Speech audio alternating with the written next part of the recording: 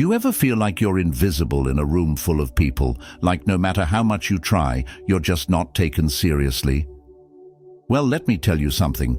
Commanding respect doesn't require being loud, arrogant, or bossy. You don't have to act like the big bad wolf to make people listen. In fact, the real secret to respect? It's much simpler and more controversial than you think. Let's break it down. Here's the harsh truth. If you don't respect yourself first, no one else will. But self-respect isn't about being perfect or flaunting your achievements. It's about carrying yourself like you already belong, no explanations needed. Intrigued? Let's dive into the art of commanding respect without being a jerk. 1. Don't overpromise. In today's world, everyone is trying to stand out, whether it's in relationships, at work, or even on social media. We're constantly bombarded with messages that tell us to be more, do more, and promise more. But here's the hard truth. Overpromising isn't about being ambitious or generous. It's often a mask for insecurity. When you overpromise, what you're really doing is seeking validation. You're saying, if I commit to this, they'll like me more, trust me more, or value me more.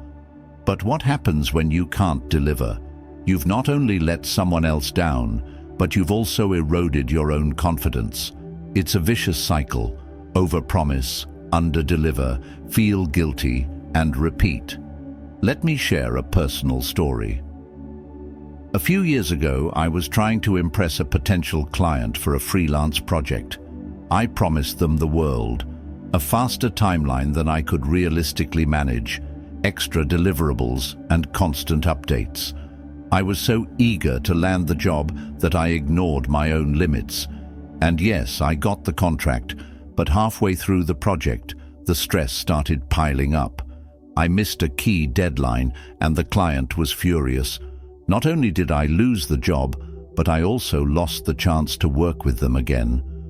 My attempt to seem reliable ended up making me look flaky and dishonest. Sound familiar? Maybe you've overpromised to a friend, agreeing to plans you knew you couldn't keep.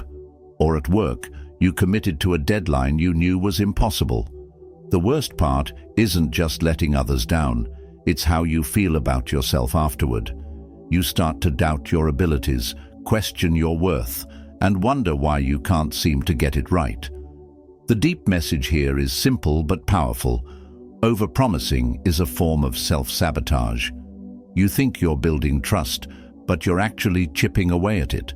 You think you're impressing people, but you're only setting yourself up to disappoint them. Why do we do it? Because we've been conditioned to think that saying yes to everything makes us good people.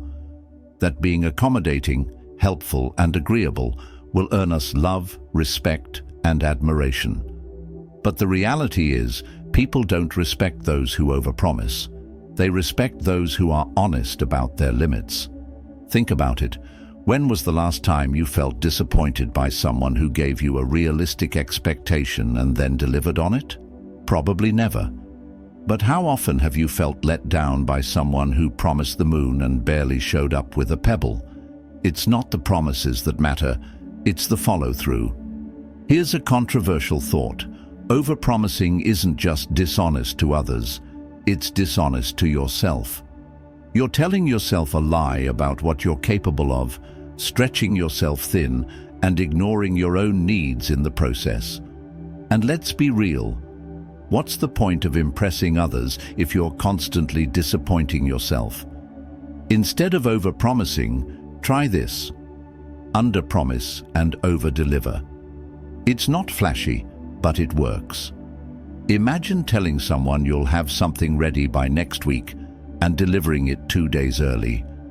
The surprise and delight they feel will do far more for your reputation than any grand unfulfilled promise ever could. Let me give you another personal example. A close friend once asked me to help plan a surprise party for their partner. I wanted to say yes to everything they asked, but I knew my schedule wouldn't allow it. So I was honest. I can't take on everything, but I can handle the guest list and decorations. They appreciated my candor, And because I focused on what I could do, I ended up doing it really well. The party was a success, and our friendship grew stronger because I delivered on what I said I would. The jovial side of this is that life becomes so much simpler when you stop trying to be a superhero. You don't have to save the world to be valued. You just have to show up authentically and consistently. People don't need you to promise them the stars. They just need you to be there when it matters. So the next time you're tempted to overpromise, pause and ask yourself, am I doing this to genuinely help, or am I doing this because I'm afraid of saying no? If it's the latter, remember this: a well-timed, honest no can build more respect than 1,000 broken yeses. Overpromising isn't about ambition, it's about fear. Fear of rejection, fear of failure, fear of being seen as less than. But when you let go of that fear and embrace honesty, you'll find something even better: freedom. Freedom to focus on what truly matters, to deliver on your commitments, and to live with integrity. And trust me, that's a promise worth keeping. 2. Own your flaws. Let's be real. Society loves to sell the idea of perfection. Everywhere you look, someone is telling you to fix yourself. Ads, influencers, even self-help books all scream, "You're not good enough, but buy this and you will be." But here's the controversial truth. Chasing perfection is the fastest way to lose yourself. Owning your flaws isn't about settling for less or giving up on self-improvement. It's about recognizing that your imperfections are part of what make you you. Think about it. Would you trust someone who acts like they have it all together? Or would you trust someone who admits, "Hey, I've messed up, and here's what I've learned from it"? Here's a personal story. I used to hide my flaws like they were skeletons in a closet. I wanted to seem perfect to everyone: friends, colleagues, even strangers. For example, I'd pretend to be super organized when, in reality, my desk was a disaster zone, and my life was barely held together by coffee and last-minute planning. One day, a co-worker caught me scrambling to finish something I'd claimed I had under control. Instead of judging me, they laughed and said, "You're human. Welcome to the club." That moment hit me hard. I realized my constant act of perfection wasn't fooling anyone. It was exhausting me and alienating others. Here's where it gets deep. When you hide your flaws, you're not protecting yourself. You're isolating yourself. People connect through authenticity, not through some fake version of you that doesn't even exist. Your flaws are like fingerprints, unique and undeniable. They tell your story, and when you embrace them, you give others permission to embrace theirs too. Now, let's make this relatable. Have you ever met someone who tried way too hard to hide their imperfections? Maybe it was a friend who acted like their relationship was perfect, even though everyone knew they were struggling, or a co-worker who always pretended to know everything, but cracked under pressure when faced with a real challenge. What did you think of them? Did you respect them more, or did you feel like they were just trying too hard? Here's the thing. People don't expect you to be perfect. They expect you to be real. And the moment you stop pretending, you'll find that the pressure to live up to impossible standards starts to fade. Owning your flaws doesn't make you weak. It makes you strong enough to be vulnerable. The jovial side of this is that life becomes a lot more fun when you stop taking yourself so seriously. For example, I've got a terrible sense of direction. I've gotten lost in my own neighborhood before, and instead of pretending I'm some GPS wizard, I just laugh about it now. It's become a running joke among my friends. And you know what? It's brought us closer.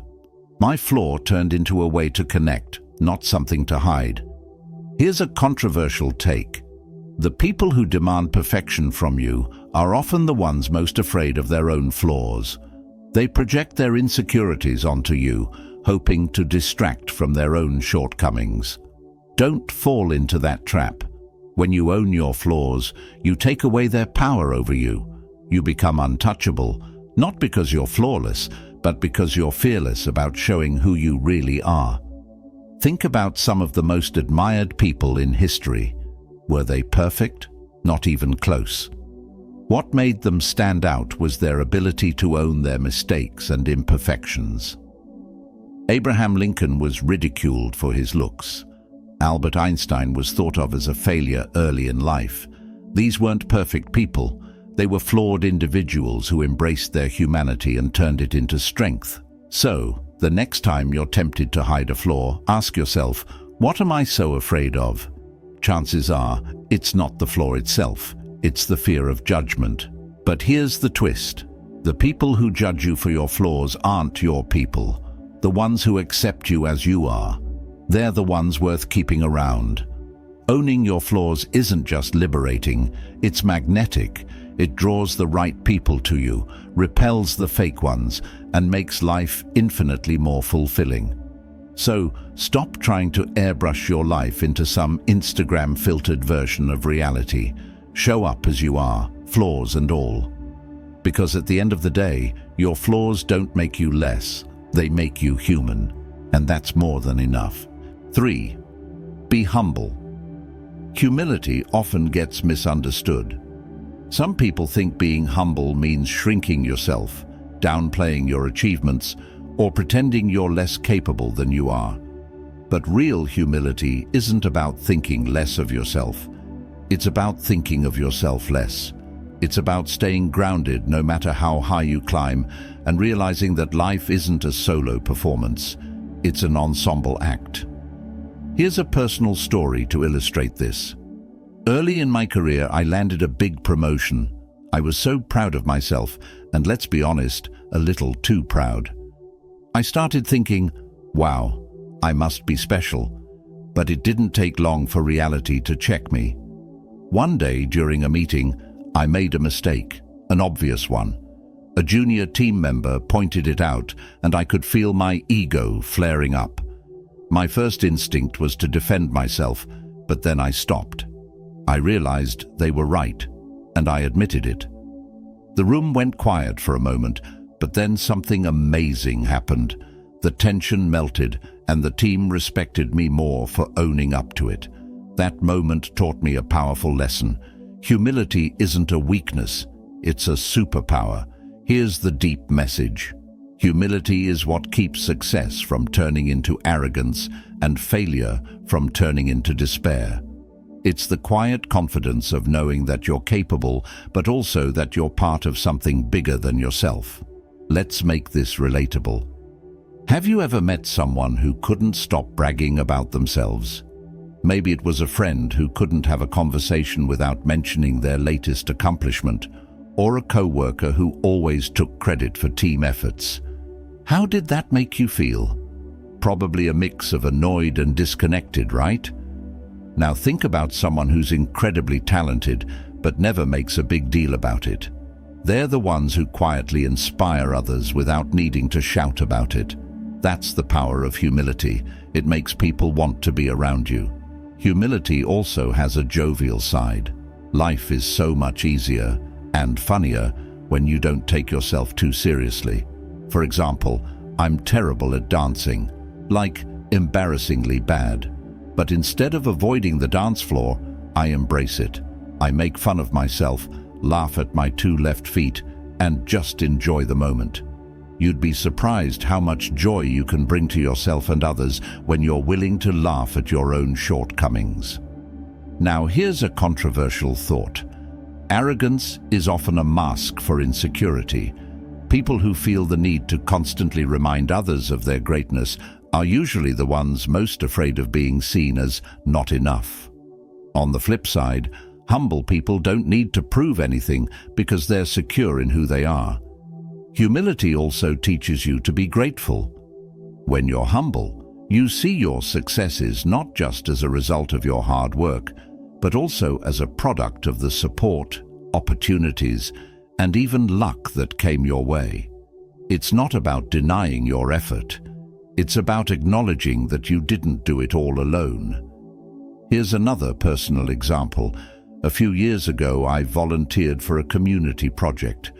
I was tasked with leading a team, and I wanted everything to be perfect. But as the project progressed, I realized how much I depended on my team's ideas and effort. By the end, it wasn't my leadership that made the project a success. It was the collective energy of everyone involved. That experience taught me that leadership isn't about being the smartest person in the room. It's about being humble enough to recognize and amplify the strengths of others. Humility also helps you handle failure with grace. When you're humble, failure doesn't feel like the end of the world, because your worth isn't tied to your achievements. You can admit your mistakes, learn from them, and move on without getting stuck in shame or blame. So how do you practice humility in everyday life? Start by listening more than you speak. Ask questions. Admit when you don't know something. Celebrate others' successes as much as your own. And most importantly, don't be afraid to say, "I was wrong." It's amazing how much respect you can earn just by being honest about your imperfections. Being humble doesn't mean you dim your light. It means you shine in a way that lifts others up instead of casting shadows. It's about balancing confidence with kindness, ambition with gratitude, and success with service. So go ahead, be proud of who you are and what you've achieved. But remember, the higher you climb, the more important it is to stay grounded. After all, humility isn't about lowering yourself, it's about elevating everyone around you. 4. Respect others. Respect isn't just about saying please and thank you or holding the door open for someone. True respect runs deeper. It's about acknowledging the humanity in everyone you meet, even when it's inconvenient or challenging. Respect isn't earned. It's given freely as a reflection of your own character, not as a reward for someone else's behavior. Let me share a personal story. I once worked with someone who, to put it kindly, wasn't the easiest person to get along with. They were demanding, impatient, and often dismissive of others' ideas. My first instinct was to meet their energy with the same attitude. Why should I respect someone who didn't respect me? But then, something shifted. Instead of reacting, I decided to approach them with genuine respect. I listened to their frustrations without interrupting, asked thoughtful questions, and even complimented them when they did something well. Over time, their attitude softened. They became less combative and more collaborative. That experience taught me a powerful lesson. Respect has the power to disarm negativity and build bridges where there were only walls. Here's the deep message. Respecting others isn't about agreeing with them or liking them. It's about recognizing their intrinsic value as a human being. When you respect someone, you're not just honoring them, you're honoring yourself by choosing integrity over pettiness. Let's make this relatable. Have you ever been in a heated argument where both sides were so focused on winning that they completely lost sight of the actual issue? Maybe it was with a friend, family member, or even a stranger online. What usually happens? Nobody really wins, and everyone walks away feeling worse. Now think about a time when someone respected you, even when you didn't deserve it. Maybe they gave you the benefit of the doubt or showed patience when you were having a bad day. How did that make you feel? Probably a lot better than being met with hostility, right? Here's a jovial take. Respecting others can lead to some hilariously unexpected moments. For example, I once got stuck in an elevator with a grumpy old man who looked like he'd rather be anywhere else. Instead of ignoring him, I cracked a joke about how we'd probably need snacks if we were stuck much longer. To my surprise, he laughed, and we ended up chatting about everything from his grandkids to his favorite fishing spots. By the time the elevator was fixed, we were practically buddies. Sometimes a little respect and a lot of humor can turn the most awkward situations into something memorable. Here's a controversial thought. How you treat others says more about you than it does about them. People often think respect should be conditional, like, "I'll respect you if you respect me first." But that mindset only perpetuates a cycle of negativity. True respect is unconditional. It's a reflection of your own values, not a reaction to someone else's behavior. Respect also has practical benefits. It opens doors, builds trust, and fosters connections that can enrich your life in ways you can't predict. I remember meeting someone at a networking event who was completely ignored by most of the room because they didn't look the part. I struck up a conversation with them anyway, and it turned out they were a key decision maker at a company I was hoping to work with. That connection eventually led to one of the most rewarding opportunities of my career. The moral? You never know who someone really is or what they're capable of until you treat them with respect. But respect isn't just about how you treat others, it's also about how you treat yourself. When you respect yourself, you set boundaries, prioritize your well-being, and refuse to settle for less than you deserve. And when you respect others, you model the kind of behavior you want to see in the world. So how do you practice respect in a world that often feels disrespectful? Start small, listen without interrupting. Say, "Thank you" more often.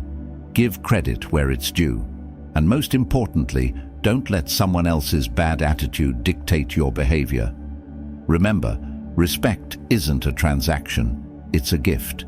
In the end, respect is one of the simplest yet most profound ways to make the world a better place. It costs nothing but can mean everything to someone who needs it. And here's the kicker. When you make respect a habit, you'll find that it not only improves your relationships, but also deepens your own sense of purpose and fulfillment. So go ahead, respect others, not because they deserve it, but because you do. 5. Handle criticism like a pro. Criticism, it's that bitter pill no one wants to swallow, but often holds the nutrients we need to grow. The truth is, how you handle criticism reveals more about your character than any achievement ever could. It's easy to feel defensive or hurt when someone points out your flaws, but real growth happens when you can listen, reflect, and use criticism to become better. Here's a personal story. In one of my first big projects at work, I poured my heart into creating what I thought was the perfect presentation. I was confident, even a little smug, as I shared it with my manager. But instead of the praise I was expecting, they handed me a list of things to fix. At first, I felt crushed. My inner voice was screaming, "How dare they not see how hard I worked?" But after the initial sting wore off, I took a step back and realized their feedback wasn't an attack. It was an opportunity. I made the changes, and guess what? The final presentation was miles better than my original version. Here's the deep message. Criticism is like a mirror. It reflects areas for improvement, but it's up to you whether to use it as a tool for growth or a weapon for self-doubt. Let's make this relatable. Have you ever had a friend or family member casually point out something about you that stung, even if it was true? Maybe they said, "You're always late," or "You talk over people sometimes." It's natural to get defensive. Nobody likes their flaws highlighted. But think about it. If you can't handle constructive criticism from people who care about you, how will you handle it in the real world, where feedback isn't always delivered kindly? Here's a jovial take. Learning to handle criticism can even be fun. Imagine treating it like a game. Your mission is to separate useful advice from unnecessary noise. Think of it as mining for gold in a pile of rocks. Sure, you might have to sift through some nonsense, but when you find that nugget of wisdom, it's worth it. 6. Stop trying to prove yourself. We've all been there, bending over backward to show others we're smart, capable, or worthy. But here's the hard truth. The more you try to prove yourself, the more you end up looking desperate. Constantly seeking validation from others isn't a sign of strength, it's a sign of insecurity. The moment you stop trying to prove yourself is the moment you start living authentically. Let me share a personal story. Early in my career, I was obsessed with proving I belonged in the room. I overworked myself, took on tasks I didn't need to, and tried to impress everyone: my boss, my co-workers, even the office janitor. One day, after delivering what I thought was an amazing presentation, I overheard a colleague dismissing it with, "They're trying too hard." It hit me like a truck. All my effort to impress had backfired, making me seem insecure instead of confident. That's when I realized, you don't need to prove your worth to people who don't see it, and those who matter don't need proof. Here's the deep message. When you stop trying to prove yourself, you reclaim your energy, your focus, and your peace. Instead of wasting time worrying about what others think, you can channel that energy into becoming the best version of yourself. And ironically, that's what truly impresses people: authenticity, not theatrics. Let's make this relatable. Think about social media. How many people post carefully curated photos and captions just to prove they're living their best life? But deep down, we all know that real life isn't perfect. It's messy, unpredictable, and full of ups and downs. The people who are unapologetically themselves, the ones who don't care about likes or comments, are the ones we find most inspiring. Why? Because their confidence comes from within, not from external validation. Here's a jovial take. Trying to prove yourself is like being in a constant job interview. You're always on edge, trying to say the right thing, do the right thing, and look the right way. It's exhausting. Imagine if you walked into an interview, threw your feet up on the desk and said, "Here's who I am. Take it or leave it." Wouldn't that feel amazing? That's the kind of freedom you get when you stop performing for others and start living for yourself. Here's a controversial thought. The people who demand you prove yourself are often the ones least worth impressing.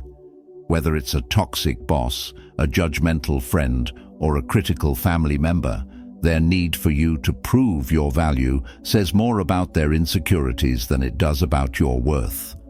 Stop jumping through hoops for people who wouldn't do the same for you. But here's the flip side. Stopping the need to prove yourself doesn't mean becoming arrogant or complacent. It means shifting your focus from external validation to internal growth. Instead of asking, "How can I make them like me?" ask, "How can I become someone I'm proud of?" When you focus on self-improvement, the right people will notice without you having to scream, "Look at me." Another personal story. I once joined a new team where everyone seemed smarter and more experienced than me.